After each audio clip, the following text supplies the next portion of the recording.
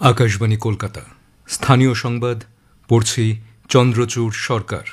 প্রথমে বিশেষ বিশেষ খবর। দিল্লির ঘটনার প্রেক্ষিতে এ রাজ্যের সর্বত্র নিরাপত্তা ব্যবস্থা আঁটোসাঁটো করা হয়েছে। কলকাতায় জারি হয়েছে উচ্চ সতর্কতা। প্রধানমন্ত্রী নরেন্দ্র মোদী বলেছেন, দিল্লির ভয়াবহ বোমা বিস্ফোরণের ঘটনায় চক্রান্তকারীদের কাউকে রেহাই দেওয়া হবে না। নির্বাচন কমিশন সূত্রে জানা গেছে, আজ বিকেল 4টে পর্যন্ত রাজ্যে 6.5 কোটিরও বেশি এনুমারেশন ফর্ম দেওয়ার কাজ সম্পূর্ণ হয়েছে। সরকারি প্রকল্পের হিসেব নিকেশ দ্রুততার সঙ্গে নির্ভুলভাবে করার জন্য সিস্টেম জেনারেটেড ডিপিআর পদ্ধতি চালু করা হচ্ছে। মুখ্যমন্ত্রী মমতা ব্যানার্জি জানিয়েছেন, ক্যান্সার রোগের চিকিৎসায় মুম্বাই টাটা ক্যান্সার হাসপাতালের সঙ্গে যৌথ উদ্যোগে SSKM ও উত্তরবঙ্গ মেডিকেল কলেজে দুটি বিশেষ ইউনিট তৈরি করা হবে।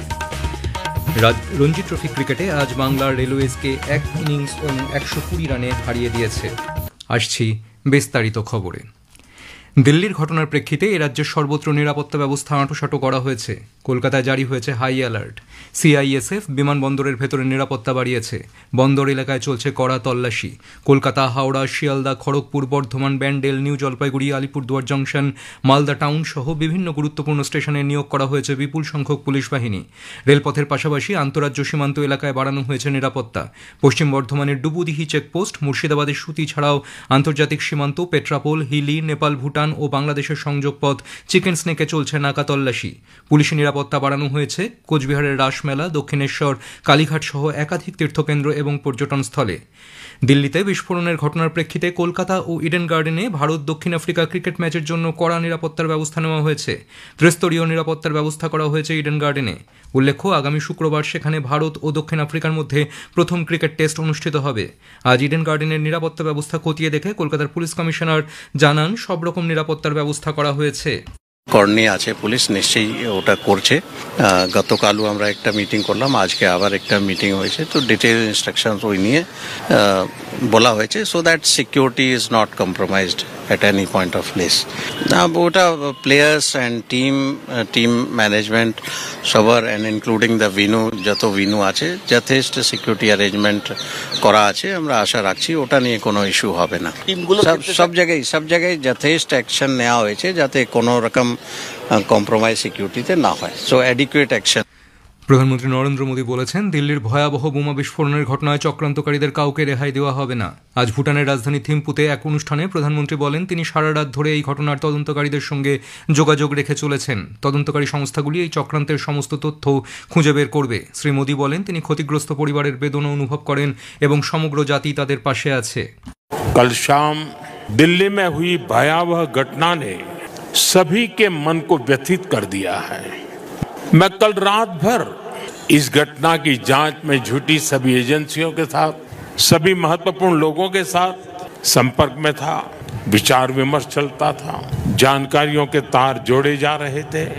हमारी एजेंसियां इस षड्यंत्र की तह तक जाएगी। इसके पीछे के षड्यंत्रकारियों को बख्शा नहीं जाएगा। এ রাজ্যের রাজ্যপাল হিসেবে 3 বছরের পূর্তি উপলক্ষে রাজ্যপাল CV আনন্দ বোস এবার রাজ্যের গ্রামীণ এলাকার বাসিন্দাদের প্রকৃত অবস্থা জানতে সেখানে রাত্রিবাস করার সিদ্ধান্ত নিয়েছেন। আমার গ্রাম কর্মসূচির আওতায় রাজ্যপাল ইতিমধ্যেই রাজ্যের বিভিন্ন প্রত্যন্ত গ্রামীণ এলাকা পরিদর্শন করেছেন। ওই কর্মসূচির পরবর্তী ধাপ হিসেবে গ্রামে রাত্রি যাপনের এই সিদ্ধান্ত বলে রাজভবন সূত্রে জানা গেছে। গ্রামের বাসিন্দাদের সঙ্গে থেকে রাজ্যপাল তাদের সমস্যা ও অভাব অভিযোগ সম্পর্কে অবহিত হবেন এবং তার সমাধানে প্রয়োজনীয় পদক্ষেপ নেবেন। পশ্চিমবঙ্গ সহ দেশের 12টি রাজ্যে জোর কদমে চলছে ভোটার তালিকার বিশেষ নিবিড় সংশোধনী প্রক্রিয়া। নির্বাচন কমিশন সূত্রে খবর, আজ বিকেল 4টে পর্যন্ত রাজ্যে 6.5 কোটিরও বেশি এনুমারেশন ফর্ম দেওয়ার কাজ সম্পূর্ণ হয়েছে। এই ফর্ম পূরণ করে জমা দেওয়ার শেষ দিন আগামী 4ই ডিসেম্বর। 9ই ডিসেম্বর প্রকাশিত হবে খসড়া ভোটার তালিকা। এদিকে পশ্চিম বর্ধমানের দুর্গাপুরের 9 নম্বর ওয়ার্ডে এনুমারেশন ফর্ম বিলি করতে যাওয়ার আগে বিজেপির বুথ লেভেল এজেন্ট সুকুমার সিংকে মারধর করার অভিযোগ উঠেছে স্থানীয় তৃণমূল কংগ্রেস কর্মীদের বিরুদ্ধে। তাকে গুরুতর আহত অবস্থায় দুর্গাপুর মহকুমা হাসপাতালে ভর্তি করা হয়। এদিকে আমাদের মুর্শিদাবাদের সংবাদদাতা জানাচ্ছেন, এই কদিনে জেলায় 67% ফর্ম বাড়ি বাড়ি পৌঁছে দিয়েছেন। এখনো পর্যন্ত 38 লক্ষ ফর্ম বাড়ি বাড়ি পৌঁছে দেওয়া হয়েছে। বাঁকুড়া বিশ্ববিদ্যালয়ের দ্বিতীয় সমাবর্তন অনুষ্ঠানে যোগ দিতে রাজ্যপাল সিভি আনন্দ বোস আজ বাঁকুড়ায় যান। শহরের রবীন্দ্র ভবনে বিশ্ববিদ্যালয়ের উপাচার্য, শিক্ষক শিক্ষিকা ও ছাত্রছাত্রীরা রাজ্যপালকে স্বাগত জানান। জেলা পুলিশের পক্ষ থেকে গার্ড অফ অনার দেওয়া হয়। সমাবর্তন মঞ্চে উপস্থিত ছিলেন বিশিষ্ট শিক্ষাবিদ ও সাহিত্যিক, নাট্য ব্যক্তিত্ব সহ বিশিষ্ট অতিথিরা। আজকের অনুষ্ঠানে স্নাতক ও স্নাতকোত্তর ডিগ্রি প্রদান করা হয়। বাঁকুড়া বিশ্ববিদ্যালয়ের তরফ থেকে ডিলিট উপাধিতে ভূষিত করা হয় সাহিত্যিক আবুল বাশার, শীর্ষেন্দু মুখোপাধ্যায়, নাট্য ব্যক্তিত্ব দেবশঙ্কর হালদার সহ বেশ কয়েকজনকে। রাজ্যের বিভিন্ন উন্নয়নমূলক কাজের বিস্তারিত প্রকল্প প্রতিবেদন ডিপিআর তৈরির ক্ষেত্রে মনুষ্যঘটিত ভুল রোধ ও দ্রুততা আনতে নতুন প্রযুক্তি চালু করল রাজ্য সরকার। সিস্টেম জেনারেটেড ডিপিআর নামের ওই পদ্ধতিতে এবার থেকে সম্পূর্ণ স্বয়ংক্রিয়ভাবে সরকারি প্রকল্পের হিসেব নিকেশ ও রিপোর্ট প্রস্তুতি হবে। এতদিন পর্যন্ত ম্যানুয়ালি ডিপিআর তৈরি করতে গিয়ে বারবার ভুল দেখা দিচ্ছিল। এর ফলে ডিপিআর তৈরি বিলম্বিত হচ্ছিল এবং প্রকল্পের কাজও পিছিয়ে যাচ্ছিল। কেন্দ্রীয় প্রতিমন্ত্রী সুকান্ত মজুমদার অভিযোগ করেছেন, তৃণমূল কংগ্রেস সরকারের জন্য রাজ্যের শিক্ষা ব্যবস্থা ভেঙে পড়েছে। শিক্ষাক্ষেত্রে দুর্নীতির কারণে 2019 থেকে 2024 সালের মধ্যে প্রায় 9 লক্ষ পড়ুয়া সরকারি স্কুল থেকে বেসরকারি স্কুলে চলে গেছে। কলকাতা বিশ্ববিদ্যালয় র্যাঙ্কিংয়ে 26তম থেকে 47তম এবং যাদবপুর দ্বাদশ থেকে অষ্টাদশ স্থানে নেমে গেছে। স্থানীয় সংবাদ শুনছেন আকাশবাণী কলকাতা থেকে। আমাদের সংবাদ শোনা যাচ্ছে ইউটিউব চ্যানেল আকাশবাণী সংবাদ বাংলা, ফেসবুক ও ইনস্টাগ্রাম আকাশবাণী সংবাদ কলকাতা এবং এক্স হ্যান্ডেল AIR নিউজ কলকাতাতে। মুখ্যমন্ত্রী মমতা ব্যানার্জি জানিয়েছেন, সরকারি হাসপাতালে কিডনি, হার্ট ও লিভার ব্যাংক করার কথা সরকার ভাবনা চিন্তা করছে। বিধাননগর স্বাস্থ্য ভবনে আয়োজিত এক অনুষ্ঠানে আজ তিনি আরও বলেন, রাজ্যে ক্যান্সার রোগের চিকিৎসায় মুম্বাইয়ের টাটা ক্যান্সার হাসপাতালের সঙ্গে যৌথ উদ্যোগে 2টি বিশেষ ইউনিট তৈরি করা হবে। এই 2টি ইউনিট স্থাপিত হবে SSKM এবং উত্তরবঙ্গ মেডিকেল কলেজে। মুখ্যমন্ত্রী আজ হাসপাতালগুলিতে আরও পর্যাপ্ত আলো, সিসিটিভি ও নিরাপত্তারক্ষীর ব্যাপারে জোর দিয়েছেন। জাল ওষুধ ও স্যালাইন পরীক্ষা করার জন্য মেডিসিন অডিট ও নজরদারির কথাও তিনি বলেন। এদিন মুখ্যমন্ত্রী 84 কোটি টাকা ব্যয়ে 110টি মোবাইল মেডিকেল ইউনিটের উদ্বোধন করেছেন। নানা অনুষ্ঠানের মধ্য দিয়ে আজ মৌলানা আবুল কালাম আজাদের 128তম জন্মদিন উদযাপিত হচ্ছে। এই উপলক্ষে আজ কলকাতা পুরভবনে আয়োজিত এক অনুষ্ঠানে ভারতের প্রথম শিক্ষামন্ত্রীর প্রতিকৃতিতে পুষ্পার্ঘ্য নিবেদন করেন কলকাতার মেয়র ফিরহাদ হাকিম ও অন্যান্য পুর কমিশনাররা।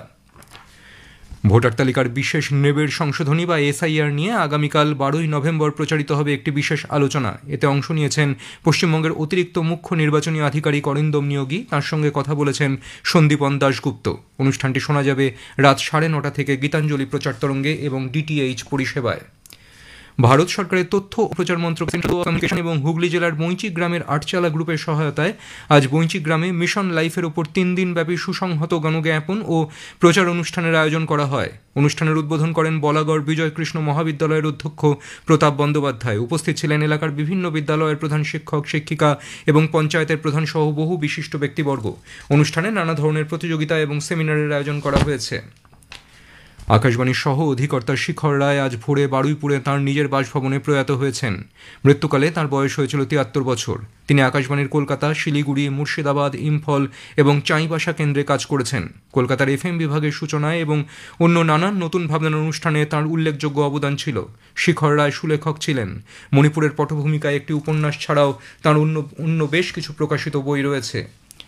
নদিয়ার কৃষ্ণনগরের ঈশিতা মল্লিক খুনের 78 দিনের মাথায় মূল অভিযুক্ত দেশরাজ সিং সহ মোট 3 জনের নামে চার্জশিট পেশ করল পুলিশ। চার্জশিটে তার বাবা রাঘবেন্দ্র প্রতাপ সিং এবং মামার নামও রয়েছে বলে জানান কৃষ্ণনগর পুলিশ জেলার অতিরিক্ত সুপার মিত কুমার। কলকাতা চলচ্চিত্র উৎসবে আজ শতবর্ষের ঋত্বিক ঘটকের স্মরণে একটি আলোচনা সভার আয়োজন করা হয়েছিল। এই আলোচনায় অংশ নেন অমরেশ চক্রবর্তী, অশোক বিশ্বনাথন, পরমব্রত চট্টোপাধ্যায় প্রমুখ। মুখ্যমন্ত্রী মমতা ব্যানার্জিও আজ নন্দন চত্বরে এসে উৎসবের বিষয়ে খোঁজ খবর নেন। উৎসব কমিটির চেয়ারম্যান গৌতম ঘোষ, মন্ত্রী অরূপ বিশ্বাস এবং মন্ত্রী ইন্দ্রনীল সেনের সঙ্গে এদিন তিনি বৈঠক করেছেন। সারদা কর্তা সুদীপ্ত সেনের বিরুদ্ধে থাকা মামলাগুলির অবস্থা সম্পর্কে রিপোর্ট চেয়েছে কলকাতা হাইকোর্ট। বিচারপতি রাজস্বী ভরদ্বাজ ও বিচারপতি উদয় কুমারের ডিভিশন বেঞ্চ আগামী মঙ্গলবার রাজ্যকে জানাতে হবে বলে রাজ্য পুলিশের মামলাগুলি বিচারপর্ব কবে থেকে শুরু হবে। গুজরাটের সুরাটের লালভাই কন্ট্রাক্টর স্টেডিয়ামে রঞ্জি ট্রফি ক্রিকেটে আজ বাংলা রেলওয়েজকে 1 ইনিংস এবং 120 রানে হারিয়ে দিয়েছে। খেলার চতুর্থ দিনে আজ রেলওয়েজ দ্বিতীয় ইনিংসে 5 উইকেটে 90 রানে হাতে নিয়ে খেলতে নেমে 132 রানে অল আউট হয়ে যায়। উল্লেখ্য, বাংলা প্রথম ইনিংসে 474 রান করে, জবাবে রেলওয়েজ প্রথম ইনিংসে 222 রান করে। এই জয়ের ফলে 4 ম্যাচে 20 পয়েন্ট নিয়ে বাংলা এলিট সি গ্রুপের শীর্ষস্থানে উঠে এলো। শেষ করার আগে খবরের বিশেষ কিছু অংশ আর একবার। দিল্লির ঘটনার প্রেক্ষিতে রাজ্যের সর্বত্র নিরাপত্তা ব্যবস্থা আঁটোসাঁটো করা হয়েছে। কলকাতায় জারি হয়েছে উচ্চ সতর্কতা। প্রধানমন্ত্রী নরেন্দ্র মোদী বলেছেন, দিল্লির ভয়াবহ বোমা বিস্ফোরণের ঘটনায় চক্রান্তকারীদের কাউকে রেহাই দেওয়া হবে না। নির্বাচন কমিশন সূত্রে জানা গেছে আজ বিকেল 4টে পর্যন্ত রাজ্যে 6.5 কোটিরও বেশি এনুমারেশন ফর্ম দেওয়ার কাজ সম্পূর্ণ হয়েছে। সরকারি প্রকল্পের হিসেব নিকেশ দ্রুততার সঙ্গে নির্ভুলভাবে করার জন্য সিস্টেম জেনারেটেড ডিপিআর পদ্ধতি চালু করা হচ্ছে। স্থানীয় সংবাদ শেষ হলো। পরবর্তী খবর 8টা বেজে 10 মিনিটে খেলার খবর।